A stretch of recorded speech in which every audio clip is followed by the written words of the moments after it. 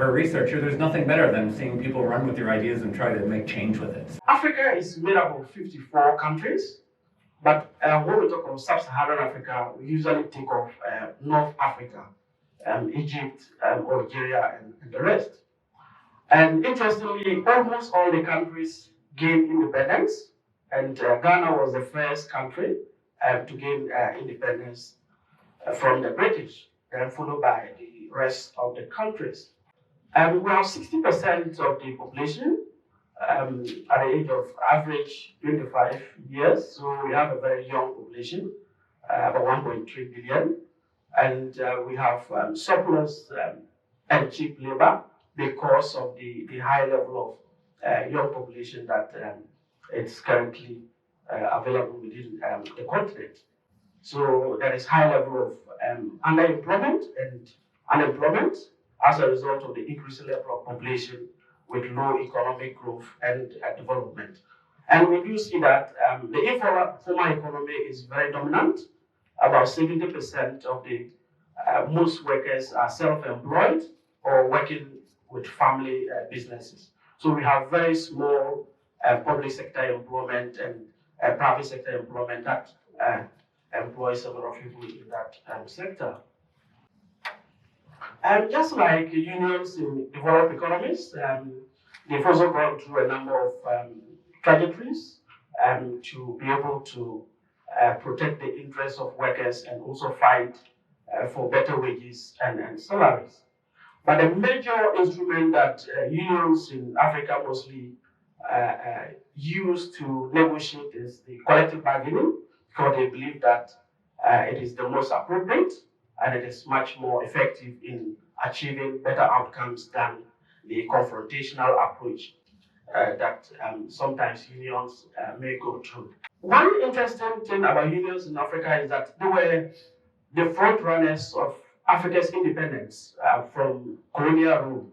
So unions provided a platform for political parties to be able to achieve independence. So because of that, it is very difficult to separate union activities from mainstream politics, because especially in Ghana, when they gained independence, all political parties were automatic members of the government.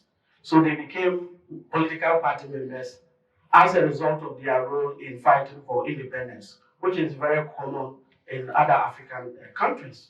Now, trade unions, despite they gain some legitimacy because of their role in helping to gain independence, they also experience a number of challenges as a result of coup d'etats, change of government, illegitimate change of governments, and that affected the union legitimacy despite their contribution to the national development. And if you look at recent incidents in some countries, like in Burundi, in Central African Republic, Zimbabwe, and others, unions still don't have no guarantee of rights as a result of the current level of dictatorship that is taking place in those countries. And you could also witness union militancy, because they need to be able to fight for workers' rights. So sometimes negotiations usually break down, and that leads to unions taking the confrontation approach to be able to get things done. So if you look at the issues in terms of the key challenges with unions, the first challenge is the legacy of entanglement with mainstream political parties, which is as a result of their role in independence, because they created that platform. So it's quite difficult to be able to separate unions' operation from political parties. And because of the nature of political polarization, unions are not able to fight for better conditions of service for workers, because they are seen as political opponents. And then we also have very small unions. Instead of forming unions to be able to have that strong membership, especially if you look at the education sector, you have more than 6-7 unions under this small sector. You could have 2 or 3 to be able to fight for better working conditions. And then the increasing level of the informal economy, about 70% working as self-employed, and you have very limited public sector employment. And during the structural adjustment program by the World Bank and the IMF, public sector workers, a lot of them lost their jobs, and that also affected union membership because of privatization of state-owned enterprises by the World Bank and the IMF. And there's also the issue of union suppression. And they use what we call corner tactics.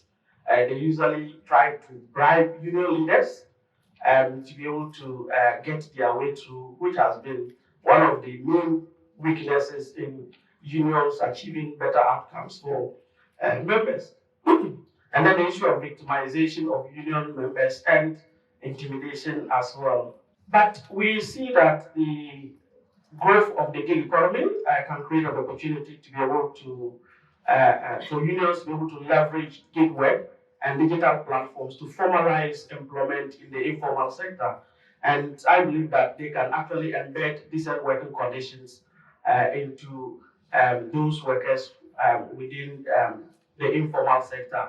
And also leveraging social media platforms to name and shame employers who engage in worker exploitation and union suppression. So in conclusion, trade unions, they face a number of challenges, which are very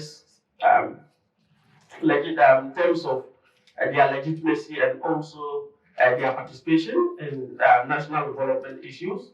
I also believe that it is important for unions to be able to take advantage of current digital economy to be able to mobilize for more membership to be able to fight for better workers' conditions. Thank you.